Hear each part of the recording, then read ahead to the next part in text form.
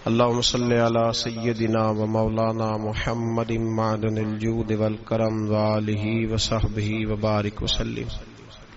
تمام تعریفیں اللہ تعالی جل مجدہ الکریم کے لیے، ہر قسم کے درود و سلام نبی محترم شفیع محتشم آقا کل ختم رسول دانا سبل احمد مجتبی جناب حضرت محمد مصطفیٰ صلی اللہ تعالی علیہ وسلم کی ذات والا صفات کے لیے حمد و صلات کے بعد، عزیز دوستو بزرگوں، اللہ تبارک و تعالی نے ایک قانون ارشاد فرمایا ہے۔ وہ قانون یہ ہے کہ امانت اس شخص کے سپرد کرنی چاہیے جو امانت کا اہل ہو۔ جب امانتیں ان لوگوں کے پاس جاتی ہیں جو ان کے اہل نہیں ہوتے،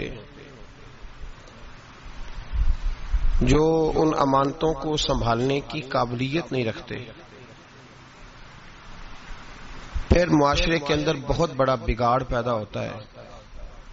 اتنا بڑا بگاڑ پیدا ہوتا ہے کہ جس کا خمیازہ کئی نسلوں کو بھگتنا پڑتا ہے۔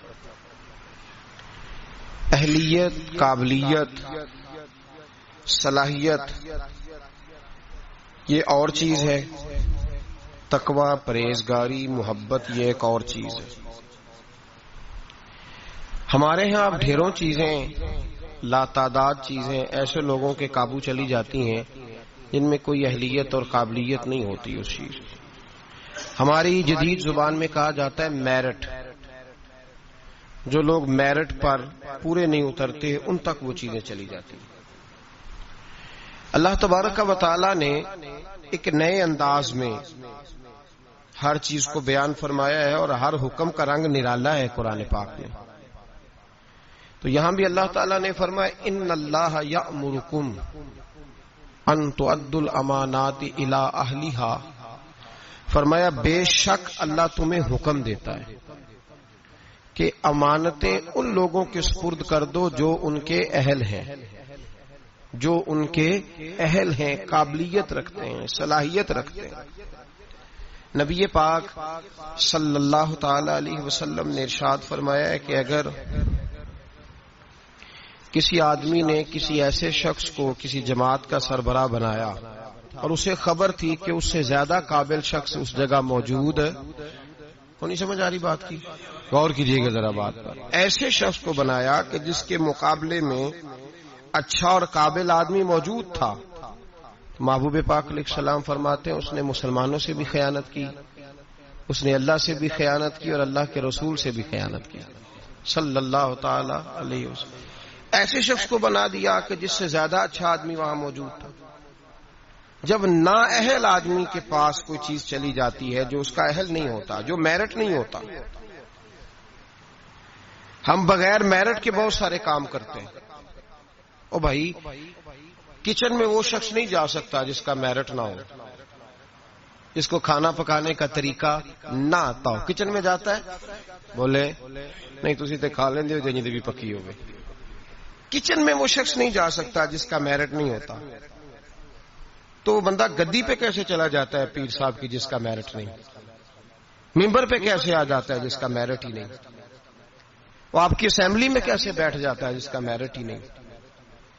آپ اس کو ایوان صدر اور ایوان وزیر اعظم میں کیسے برداشت کرتے ہیں جس کا میرٹ ہی نہیں وہاں بیٹھنے کا، صلاحیت ہی نہیں، قابلیت ہی نہیں؟ بھئی جو آپ دیکھیں نا 550 آدمی بیٹھا ہے بڑے جہاز کے اندر، بڑے جہاز میں، کبھی کسی نے کھڑے ہو کے دعویٰ کیا ہے کہ چلو جی پائلٹ صاحب پیچھے ہو جاؤ تھوڑی دیر کے لیے میں نے بھی ڈرائیو کرنا ہے؟ 550 آدمی بیٹھے ہیں اور ضروری تو نہیں کہ سارے انگوٹھا چھاپ ہی ہوں، اس میں لیکچرار ہیں، عالم ہیں، فاضل ہیں، صوفی ہیں، انجینئر ہیں، ہر شعبے سے تعلق رکھنے والا آدمی ہے، لیکن کسی نے کبھی دعویٰ کیا اٹھ کے؟ جی بولے تو اگر کر دے تو اول تو کیا نہیں، اور اگر کر دے تو میرا خیال ہے پائلٹ کہے گا دروازہ کھول کے چلو میں ابھی تھک گیا ہوں 5 منٹ تجھے دیتا ہوں، دے گا وہ؟ اور اگر پائلٹ مان جائے، مثال دے رہا ہوں سمجھانے کے لیے، پائلٹ مان گیا کہ ٹھیک ہے میں 5 منٹ دیتا ہوں، تو جو باقی کرسیاں ساری لوگ بیٹھے ہیں وہ سارے کہیں گے ٹھیک ہے پائلٹ صاحب 2 باری، کیا کریں گے وہ؟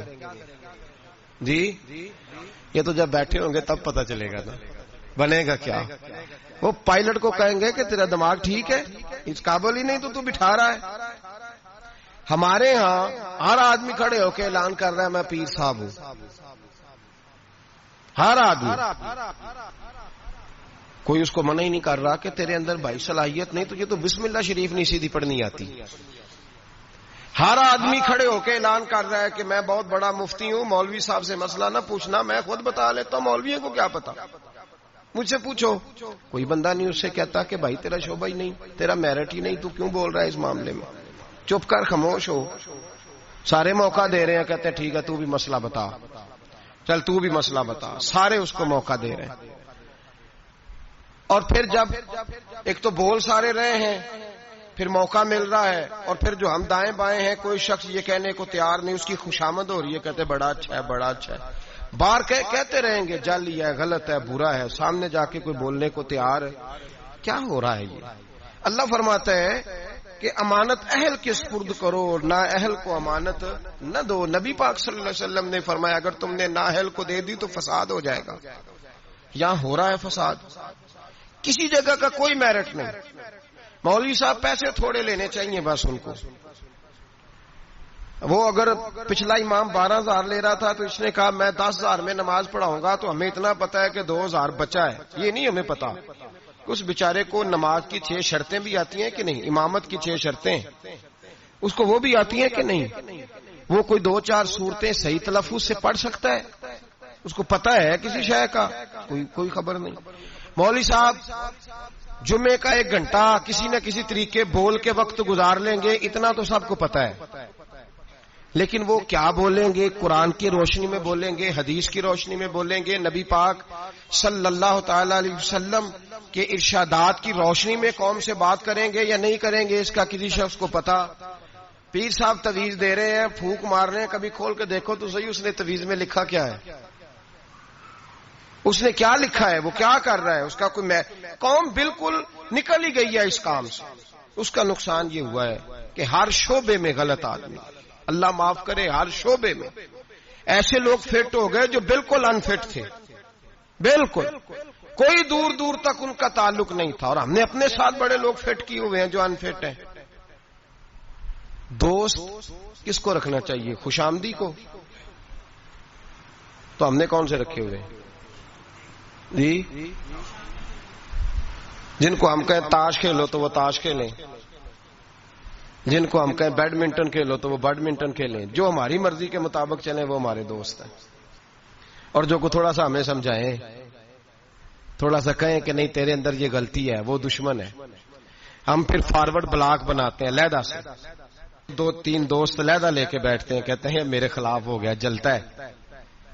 ہمیشہ سمجھدار آدمی دوست مشیر ہوتا ہے, دوست کے اندر صلاحیت ہوتی ہے. دوست جو ہوتا ہے وہ آپ کو لے کے چلتا ہے. میرے نبی پاک صلی اللہ علیہ وسلم نے فرمایا المرء علی دین خلیلہ, انسان اپنے دوست کے مذہب پر ہوتا ہے. وہ اپنے دوست کے, جو اس کے دوست کا مذہب ہوگا وہ اسی کا مذہب ہو جائے گا. اتنا بڑا درجہ دیا, ہم نے کبھی سوچا ہی نہیں. جو آیا جس نے کہا چودھری صاحب, سیٹھ صاحب, علامہ صاحب, بلے بلے کیا بات ہے. ابے کے خلاف ہم بات کرنے لگے تو وہ اس میں شامل ہو گیا, اماں کے خلاف بولنے لگے تو وہ اس میں شامل ہو گیا.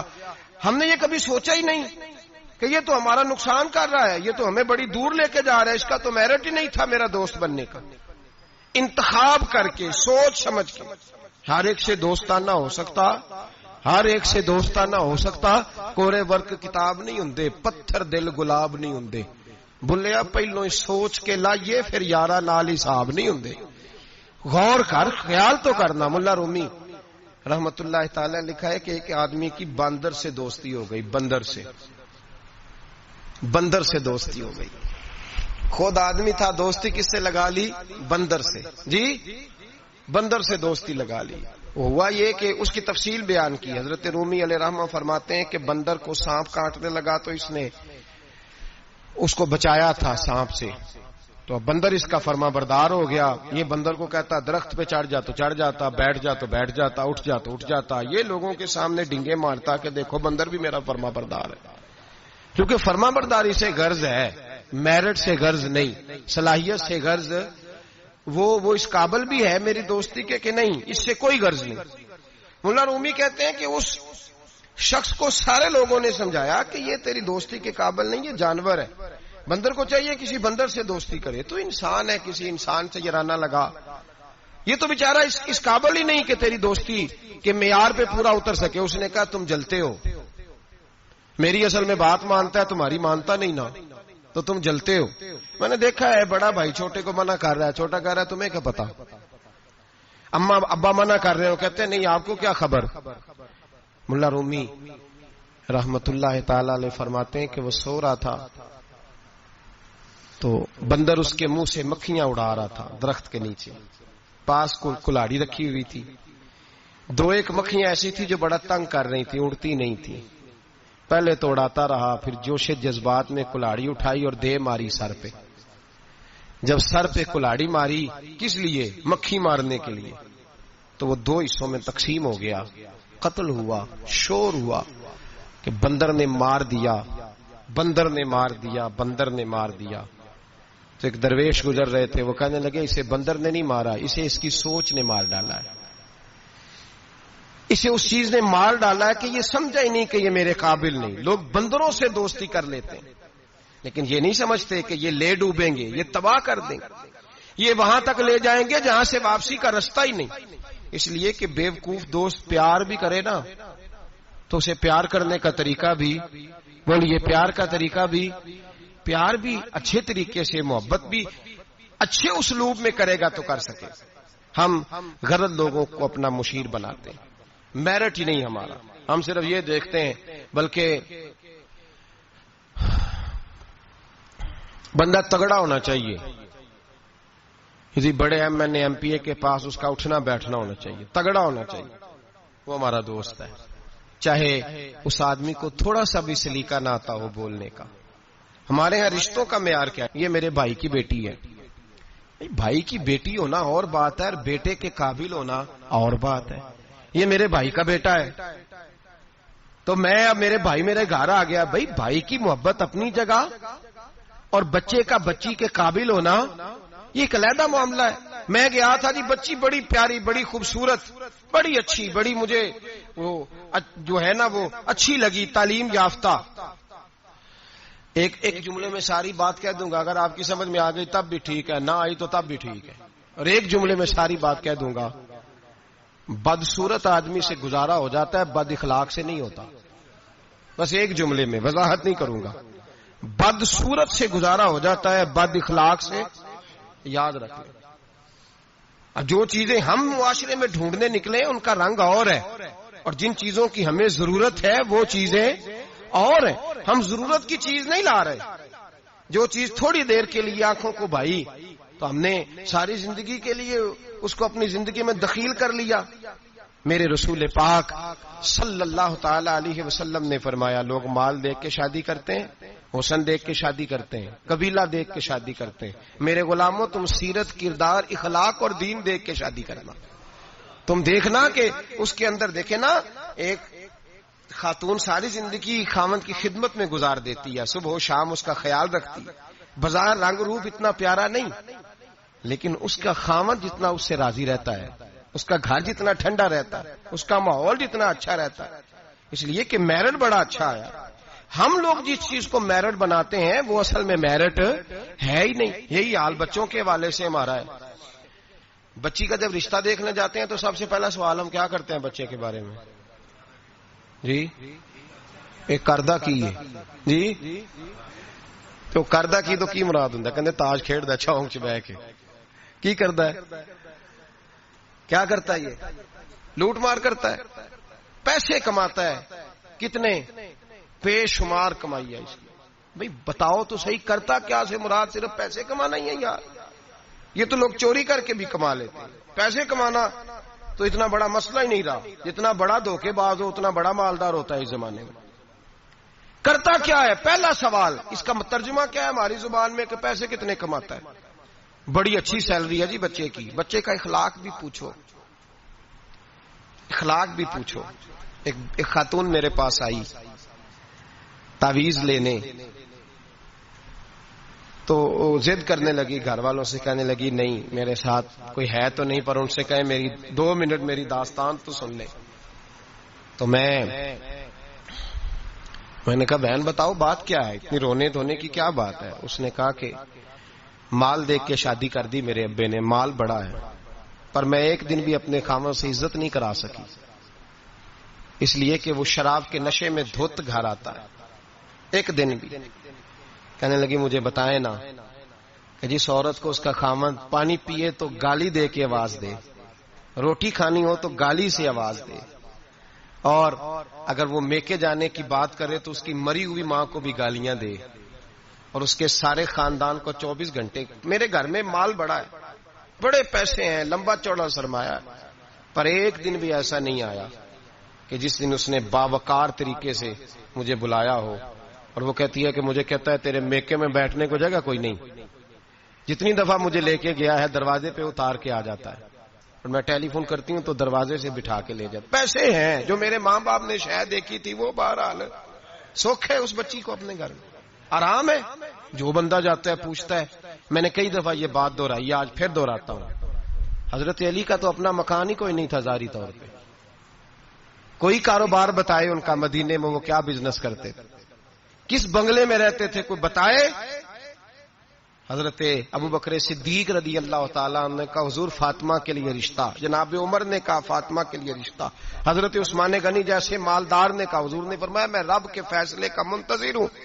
فیصلہ آیا تو قرہ مولا علی شیر خدا کے نام نکلا، حضرت علی کے نام قرہ نکلا، تو کہا یا رسول اللہ صلی اللہ علیہ وسلم علی کے لیے رشتہ؟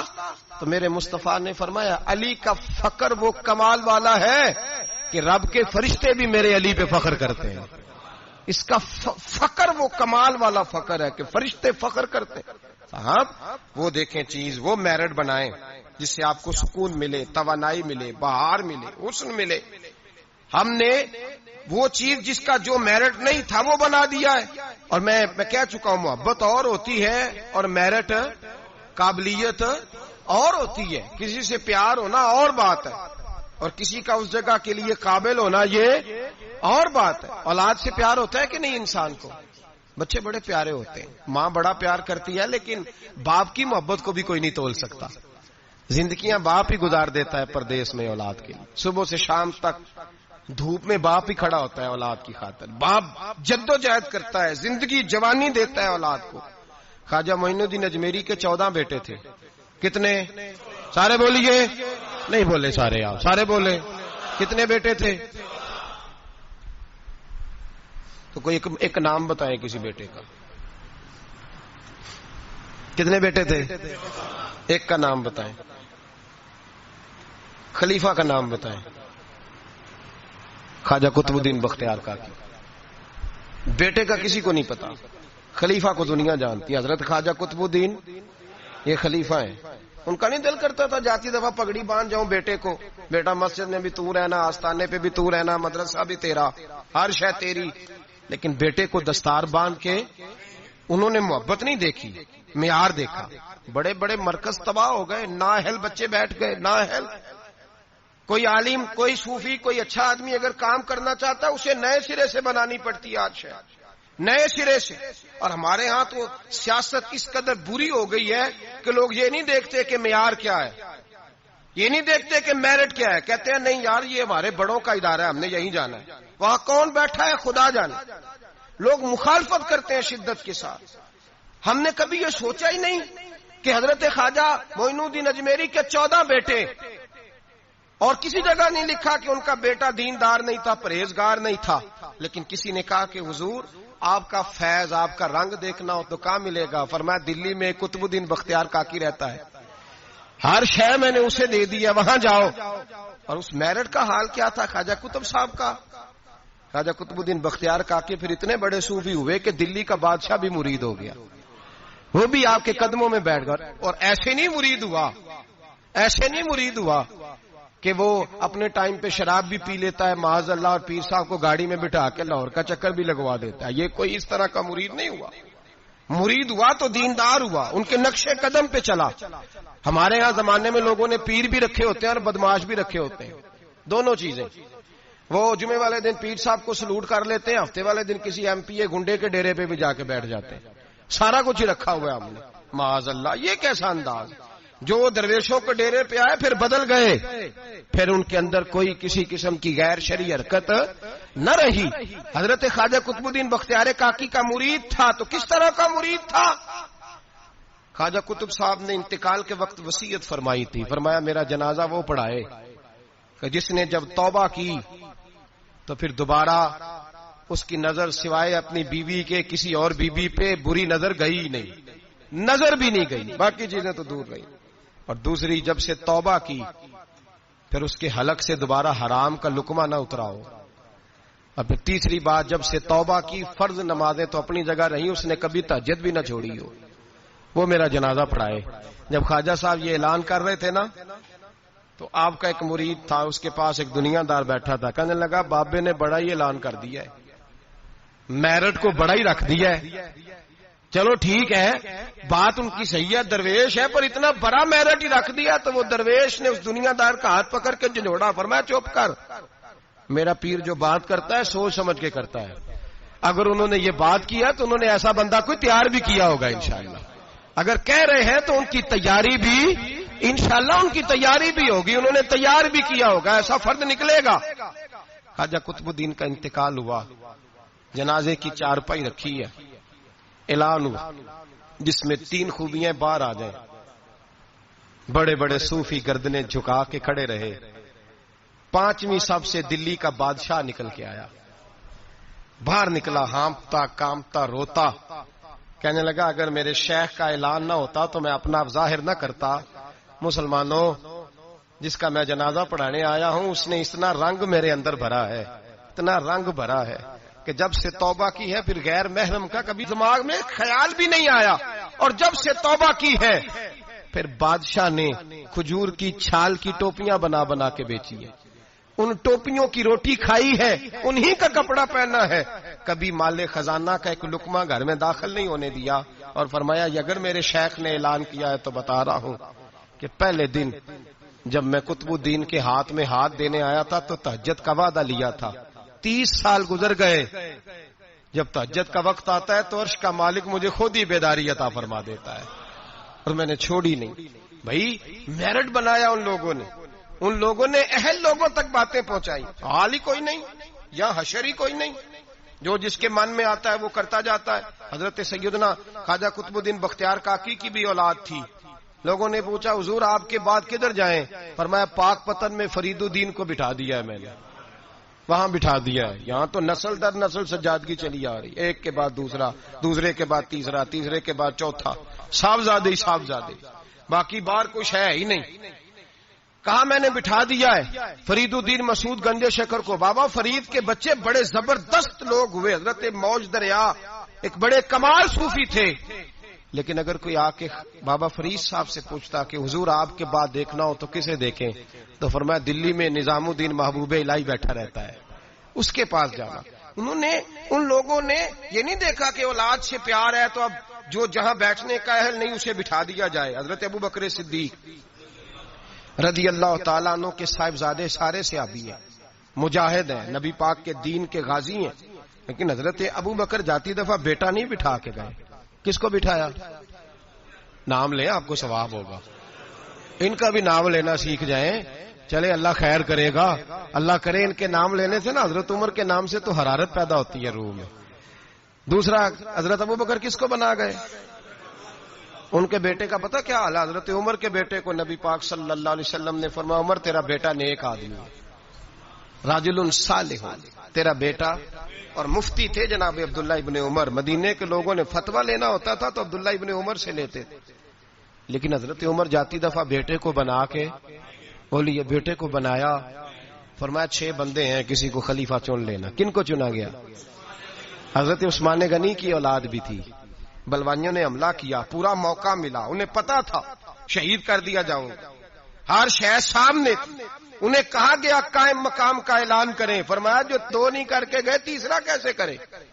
مجلس شورا ہی بنائے گی. مولا کائنات شیر خدا علی المرتضیٰ ان کے بعد آئے. امت مسلمہ میں بغیر میرٹ کے اگر آیا تو صرف یزید آیا. وہ بغیر میرٹ کے آیا.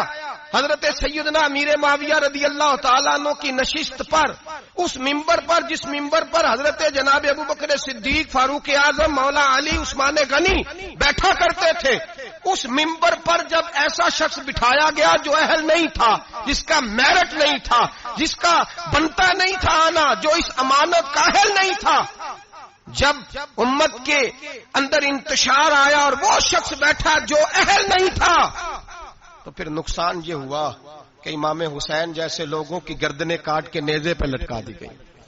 یہ میرٹ نہ ہونے کا نقصان یہ ہوا کہ رسول اللہ کا خاندان کاٹا گیا. پھر حضرت زینب روئیں اس نااہلی کی وجہ سے، پھر میرے مصطفیٰ کا گھرانہ تڑپا، اور حضرت امام زین العابدین نے کربلا کے میدان میں کھڑے ہو کے جو آواز دی تو مدینے تک صحابہ کی چیخیں نکلی، یا رحمت للعالمین ادرکنی زین العابدین. پھر اتنا نقصان ہوا امت کا، اتنا جس کا خمیازہ آج تک امت مسلمہ بھگت رہی ہے. نااہلوں کو سپورٹ کرنے والی قوم یاد رکھے، اور اپنے گھر کی چار دیواری سے لے کر اعلان حکومت تک ہر نااہل آدمی کو محبت کی بنیاد پر آگے لگانے والے لوگ یاد رکھیں کہ نااہلوں کا خمیازہ بڑا سخت ہوتا ہے، بڑی دور تک بھگتنا پڑتا ہے. نااہلی کی حد ہے. 14 اگست منائی نا مسلمانوں نے، کیسے؟ آپ یقین کریں مجھے مجبوراً جانا تھا گجرانوالہ، مجبوری تھی میری، تو میں چلا گیا، ورنہ میں ایسے ایونٹس پہ گھر سے نہیں نکلتا. تو گجرانوالہ سے ہمارے شہر تک کا سفر، وہ جو گجرانوالہ کا چھوٹا سا حصہ تھا نا، وہ 1.5-2 گھنٹے لے گیا. یہ قوم ہے، یہ ٹریننگ ہے. اس کی وجہ پتہ کیا ہے؟ جن نااہلوں کو آپ نے سربراہ بنایا ہوا ہے نا، ان کی ٹریننگ ہی ناچ گانا ہے، ان کی ٹریننگ ہی ہمارے لیے سڑکوں پہ رہنا ہے، شور شرابہ ہے، ریلیاں ہیں. یوں وہ کام قوم کر رہی ہے. ابھی تھوڑے 2 مہینے پہلے ترکی کے صدر نے یوم تشکر منایا ہے، پڑھا آپ نے اخباروں میں؟ طیب اردگان جس سال فوج نے بغاوت کر دی تو قوم کو کچھ دیا تھا نا، فوجی آ گئے. حالانکہ ٹینکوں کے سامنے کھڑا ہونا کوئی آسان بات ہے، لیکن درجنوں لوگ گھروں سے نکل کے آئے اور ٹینکوں کے آگے لیٹ کے جانے دی. کہا ہمارا حکمران بڑا اچھا ہے، ہم جانے نہیں دیں گے. یہ میں آپ کو داستان حضرت عمر بن عبدالعزیز کی نہیں سنا رہا ہوں، اس شخص کی سنا رہا ہوں جو زندہ ہے. اور اس شخص نے یوم تشکر منایا تو پتہ کس طرح منایا؟ اس نے کہا صبح سے لے کے دوپہر تک قرآن پڑھا جائے گا، اور عصر سے لے کر مغرب تک ذکر کیا جائے گا، اور فرمایا جب عشاء کی نماز ہو جائے تو میرا سارا ترکی مدینے کی طرف منہ کر کے کہے الصلاۃ والسلام علیکہ یا رسول اللہ، الصلاۃ والسلام علیکہ یا رسول. اور یہ والا درود اس نے لکھ کے دیا، لکھ کے. پہلے تو میں ان سے پوچھتا ہوں جو کہتے ہیں یہ درود پڑھنا کفر ہے، ترکی تو ہو گیا نا کافر سارا ہی، تو ہو معاذ اللہ نکل گئے، تمہارے فتوے کی زد میں آ گئے. الصلاۃ والسلام علیکہ یا رسول اللہ. اس نے کہا یہ یوم تشکر ہے. پوری قوم نے رات کو پڑھا، اور جب اس نے اعلان کیا تو علماء اہل سنت نے فیصلہ کیا تو بھی پڑھے گا تو ہم بھی تیرے ساتھ پڑھیں گے. پورے ہندوستان میں پڑھا گیا، پاکستان میں، ہماری اس مسجد میں. میں نے منسوخ کی مصروفیت اور رات کو دوستوں سے کہا نا یار ہم بھی مل کے پڑھیں گے الصلاۃ والسلام علیکہ. او بھائی یہ آپ کا پڑوسی ملک ہے ترکی، یہ قریب ہے آپ کے، وہ یوم تشکر مناتا ہے تو درود پڑھ کے. اور آپ لوگ اتنے بڑے، وہ میں رات بھی مصروف رہا، صبح فجر کے بعد بھی ایک جگہ مجھے جانا تھا، میں آ کے لیٹ گیا. اتنے بڑے باجے بچوں کو خرید کے دیے بڑوں نے، لو یوم آزادی منا لو. یہ کون سی یوم آزادی ہے؟ یہ جشن منا رہے ہو؟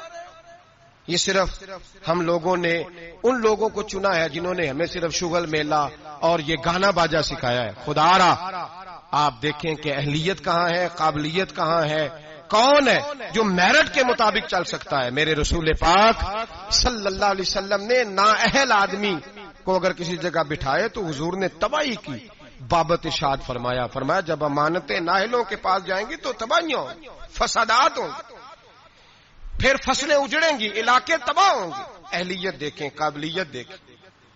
حضرت عمر فاروق رضی اللہ تعالیٰ عنہ کے صاحبزادے بڑے نیک تھے، پرہیزگار تھے، پر انہوں نے بھی اپنے بیٹے کو بنایا.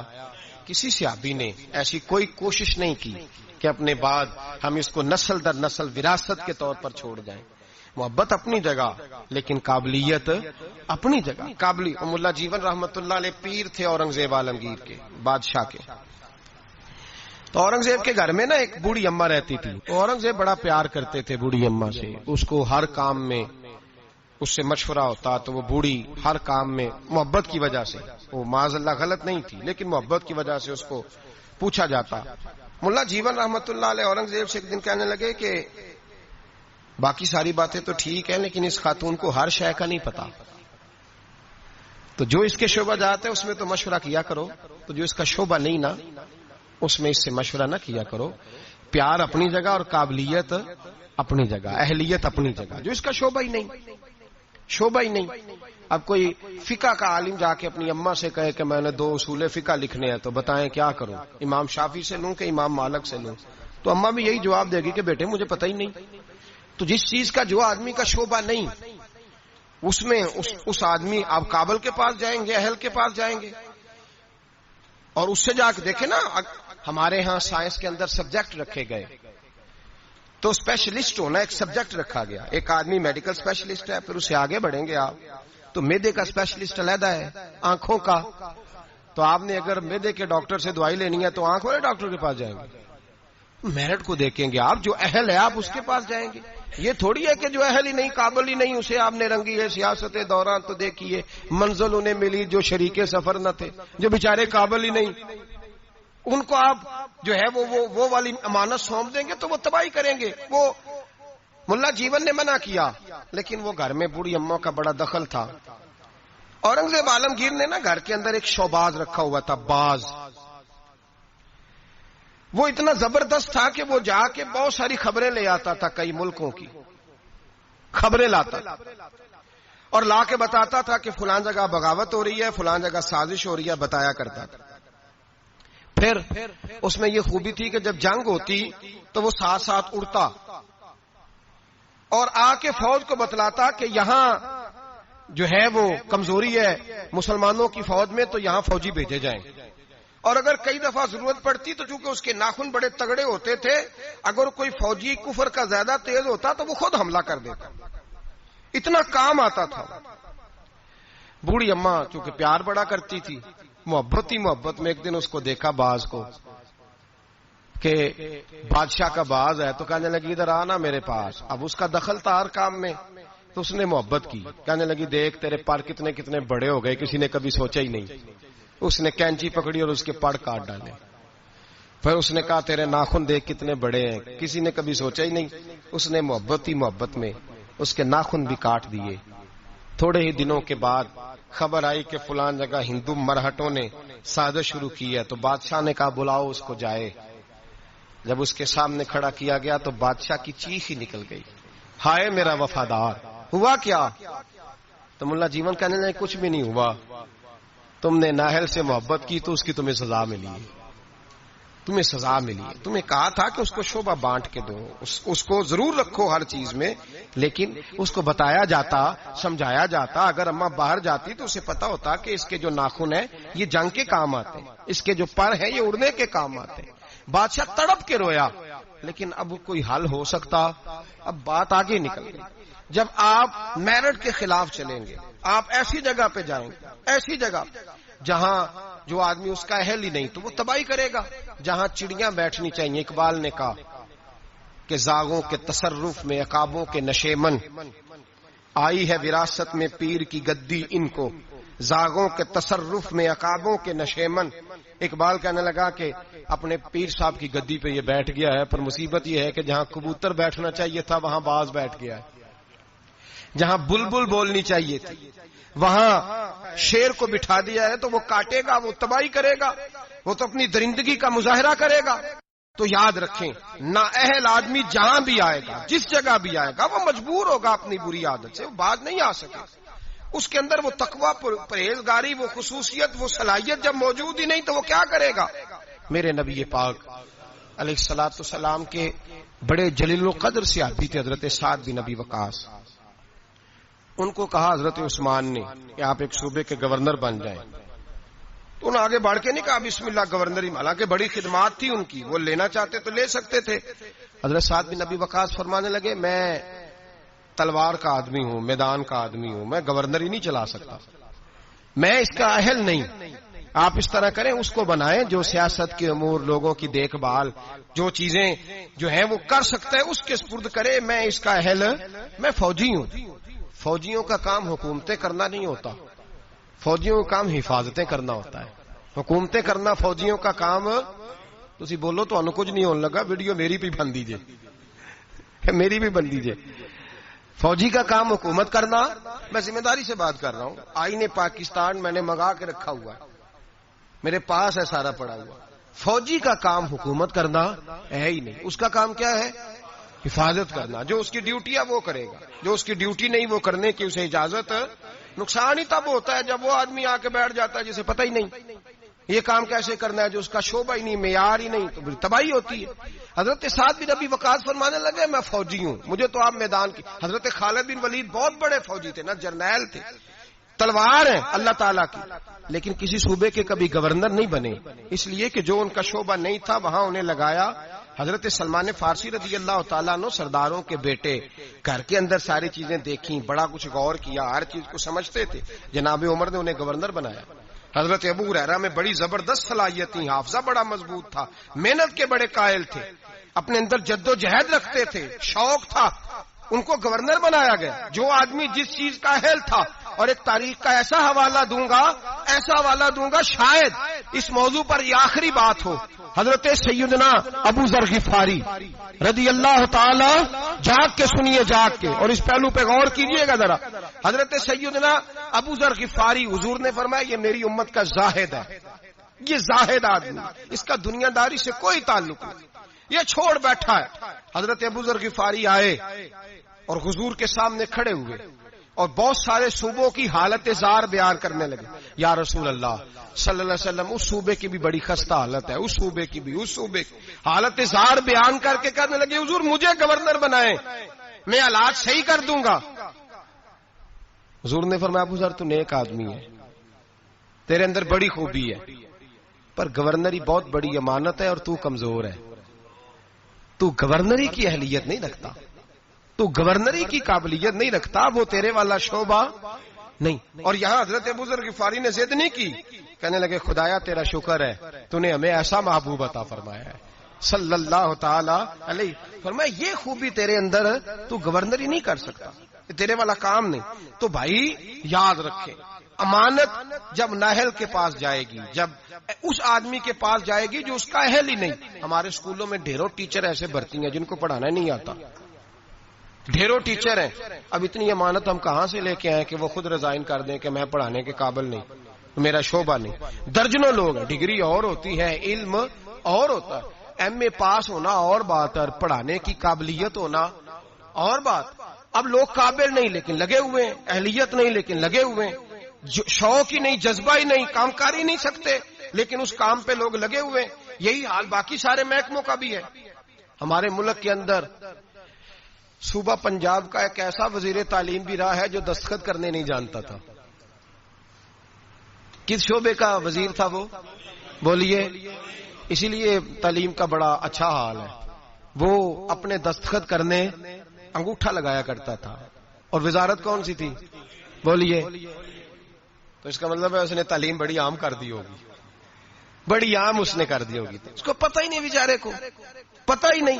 ہمارے ہاں کیا ہوتا ہے، جس آدمی کو جو عہدہ ملتا ہے وہ بھانجے، بھتیجے، خالہ کے بیٹے، ماموں کے بیٹے وہ لے آتا ہے سارے. اب وہ وہاں ایڈجسٹ کرتا ہے، سیٹ کرتا ہے جگہ جگہ. اپنے شعبے کو دیکھیں، اگر آپ کے اندر کسی شعبے کی صلاحیت نہیں تو آپ اس کو چھوڑ دیں، علیحدہ ہو جائیں. قابلیت نہیں تو علیحدہ ہو جائیں. اور آپ کے ذمہ اگر لگے کسی آدمی کو کسی جگہ تعین کرنا تو پھر بھی آپ اس آدمی کو تعین کریں جو بڑا بہترین ہو.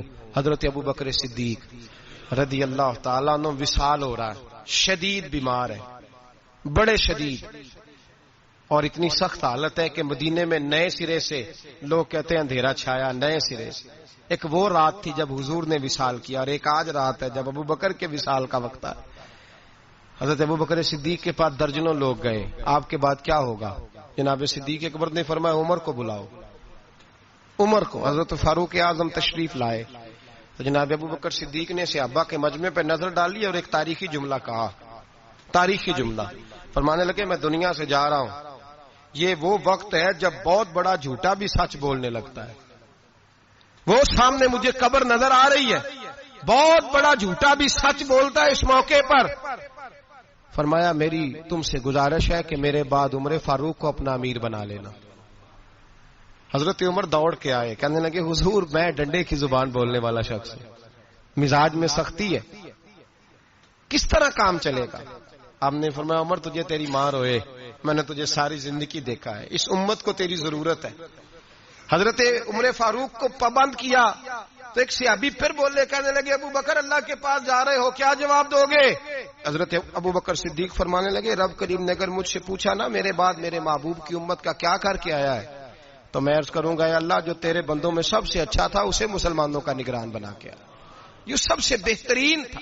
بیٹے موجود ہیں، بھتیجے موجود ہیں، مسلمان ہیں، صحابی ہیں، نمازی ہیں، فرمایا جو سب سے اچھا ہے تقوی کے لحاظ سے، پرہیزگاری کے لحاظ سے میرٹ بنائے، کبھی زیادتی نہ کریں، کبھی زیادتی نہ کریں، کبھی ظلم نہ کریں. ایک بات سنانے لگا ہوں آپ کو، بڑی اہم بات. حضرت امام محمد بن حسن شیبانی رحمت اللہ علیہ بیٹے کا رشتہ لے کے گئے اور ایسے گھر میں رشتہ طے ہونے لگا جس گھر کی بہت بڑی بات تھی، بہت بڑی بات مکمل ہو گئی بات چیت. یہاں تو ہمارا حال یہ ہے کہ لوگ ڈیسی کالونی میں کرائے کا مکان خریدتے ہیں رشتہ کرنے کے لیے، ادھار 3-4 گاڑیاں پکڑ کے کھڑی کرتے ہیں. میرے پاس طلاق کے کیس آتے ہیں تو پھر مجھے سننے کا موقع ملتا ہے یہ باتیں. کرائے کا مکان لیا، 3-4 گاڑیاں، 2-4 گن مین، اتنی دیر جتنی دیر بچی کا رشتہ. جب شادی ہو گئی تو پھر گاؤں چلے گئے، گاڑیاں واپس ہو گئی. اب جو رشتہ گاڑی کی بنیاد پہ ہوا تھا وہ کتنی دیر قائم رہ سکتا ہے؟ ختم ہو گیا. جتنی دیر گاڑی تھی قائم تھا، جتنی دیر مکان تھا قائم تھا، وہ ختم ہو گیا. رشتے جو ہوتے ہیں وہ اعتبار پہ قائم ہوتے ہیں. تو امام محمد بن حسن بیٹے کا رشتہ کرنا چاہتے تھے تو ایک گھر کے اندر رشتہ کیا بچے کا. بڑے نیک لوگ تھے، پرہیزگار تھے، رشتہ طے ہو گیا.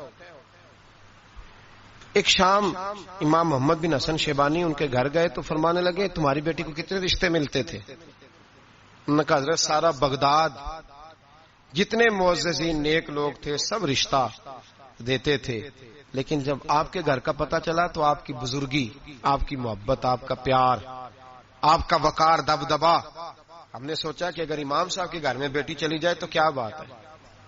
اب فرمانے لگے تم اپنی بیٹی کی شادی کہیں اور کر لو. کہ حضور کیوں؟ فرمانے لگے تم نے مجھے دیکھ کے رشتہ دیا ہے، بیٹا دیکھ کے نہیں دیا. تو میں تو بوڑھا آدمی ہوں، کسی وقت بھی دنیا سے چلا جاؤں گا، اس نے تو بچی نے تو وہاں وقت گزارنا ہے. کہ حضور ہمیں قبول ہے. فرمایا نہیں، میرے بیٹے میں خامی ہے، تم اس کا رشتہ کہیں اور کر لو. کا وجہ؟ فرمایا تم کر لو، تمہیں کہا نا. کہ حضرت بتائیے تو صحیح. فرمایا میرے بیٹے میں خامی یہ ہے اسے نیند بڑی آتی ہے تو عشاء سے پہلے سو جاتا ہے، وہ نماز نہیں پڑھتا، سو جاتا ہے، 4 پڑھتا ہے، عشاء رہ جاتی ہے.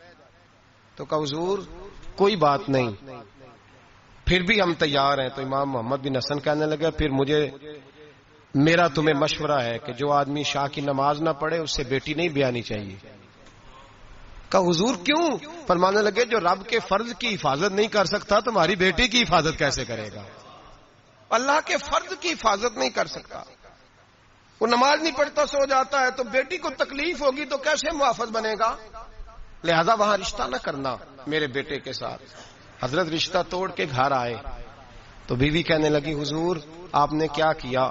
پورے بغداد میں شور ہو گیا ہے کہ باپ بیٹے کے مخالف ہو گیا ہے، باپ بیٹے کی جڑوں میں بیٹھ گیا ہے، باپ نے اپنے بیٹے کا اتنا معزز گھرانے میں رشتہ ہوتا توڑ دیا ہے. سارا بغداد کہہ رہا ہے کہ وجہ کیا ہے؟ باپ بیٹے کے مخالف بیان دے رہا ہے، بات کیا ہے؟ تو حضرت محمد بن حسن فرمانے لگے میں دنیا کے سامنے رسوا ہوا مجھے پرواہ نہیں، میں اللہ رسول کے سامنے سرخرو ہو گیا. وہ بیٹی جو تہجد گزار ہے، عبادت گزار ہے، جو نیک ہے، میں اس بیٹی کو اس کے ساتھ بیاہ دیتا جو عشاء کی نماز بھی نہیں پڑھتا.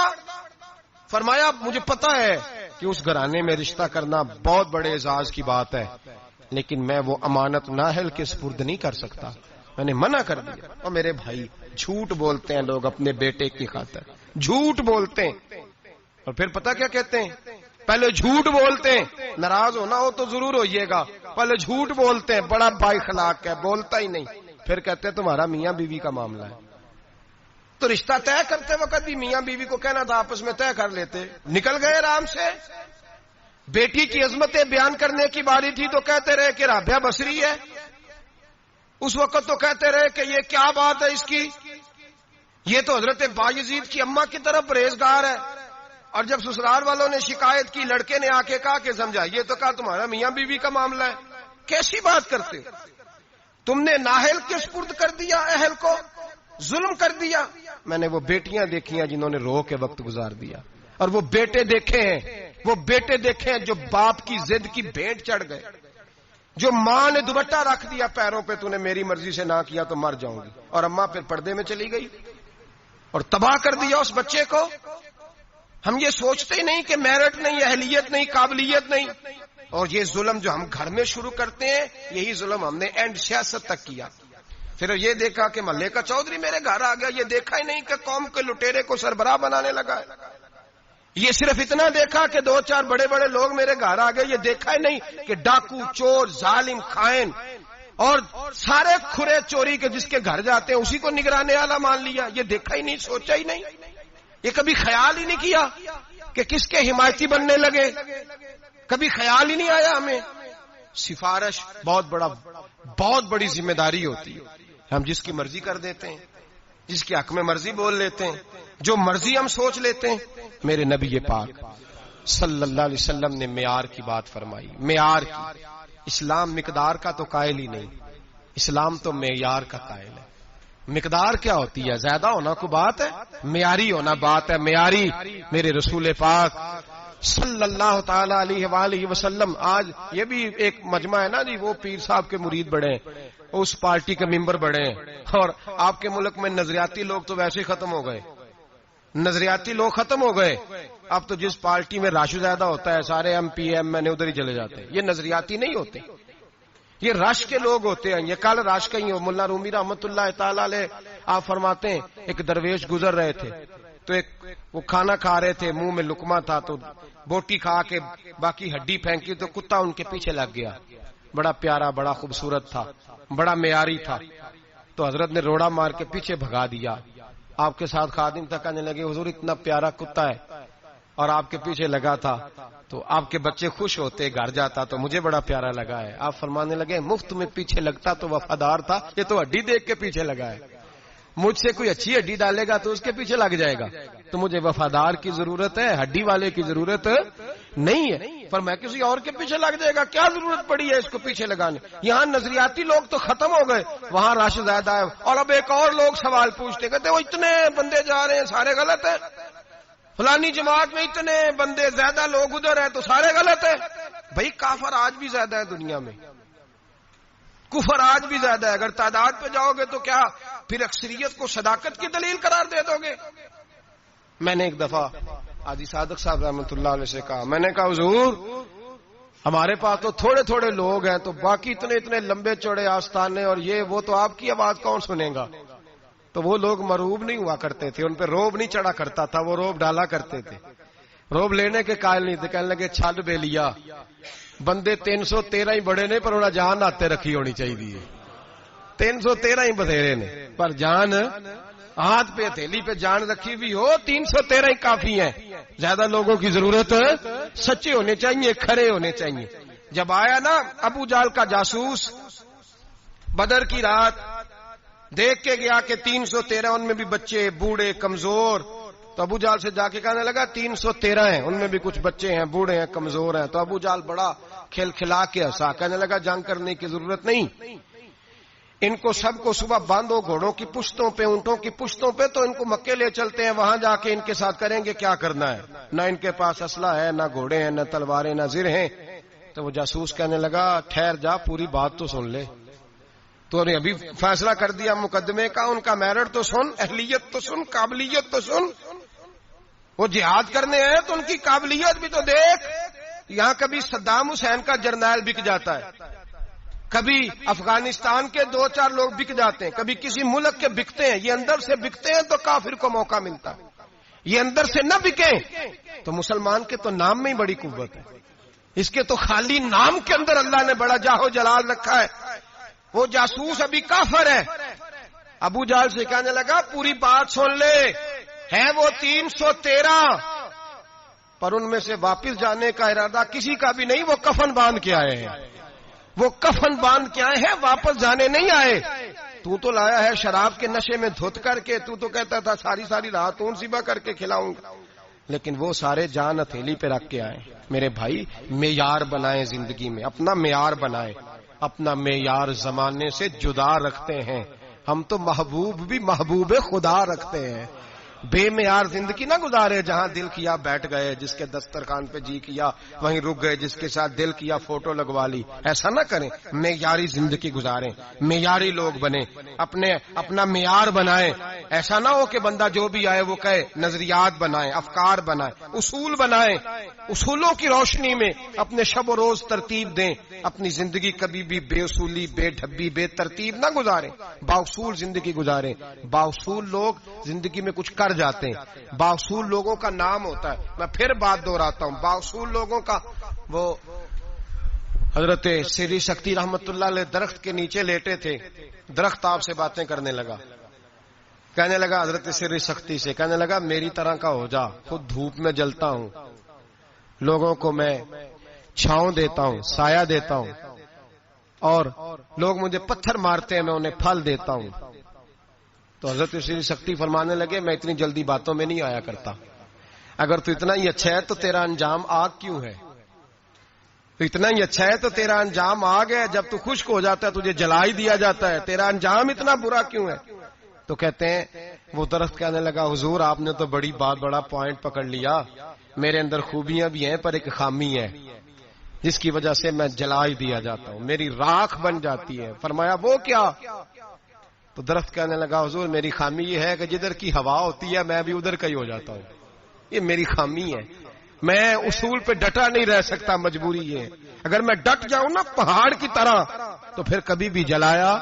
پہاڑ ڈٹا ہوتا ہے نا تو جو اس سے ٹکراتا ہے اس کا سر پھوٹتا ہے. پہاڑ کو ڈٹا جو ہوا ان الذین قالوا ربنا اللہ ثم استقاموا تتنزل علیہم الملائکہ, جو ڈٹ جاتے ہیں ان کی مدد کو اللہ فرشتے نازل کرتا ہے. معیار بنائیں زندگی میں, ایسے ہی غیر معیاری زندگی نہ گزاریں. کوئی یہ نہ کہے کہ یہ تو ایسی قوم ہے جو جدھر سارے دوڑتے ہیں یہ بھی ادھر چل نکلتے ہیں. ہوا چاہے جس طرح کی بھی ہو, اقبال نے کہا تھا ہوا گو تند و تیز ہے لیکن چراغ اپنا جلا رہا ہے. وہ مرد درویش حق نے جس کو عطا کیے ہیں انداز خسروانہ. فرمایا جس کو اللہ نے انداز دیے ہے وہ اپنا چراغ جلاتا ہے, اپنا جینا جیتا ہے. کبھی نا اہل بنے, نہ کبھی خلاف میرٹ کسی شخص کی سپورٹ کریں. ہر جگہ وہ اپنے بچے کے رشتے سے لے کر قومی مسائل تک اہلیت کو ضرور پیش نظر رکھیں. جو چیز جہاں کی ہو بھائی دیکھیں نا, دیکھیں ایک چابی بناتا ہے تالا بنانے والا, لیکن اگر وہ چابی اس کے قابل نہیں تو اس سے تالا کھول سکتا. ایسی چابی تو نہ بنے جو ہر تالے کو لگ جائے. اس کو تو کہتے ہیں اس کو اتار دو, یہ فری ہو گیا ہے, کام ختم ہو گیا. معیار بنائیں زندگی میں, معیاری زندگی گزاریں. اللہ سمجھنے کی توفیق عطا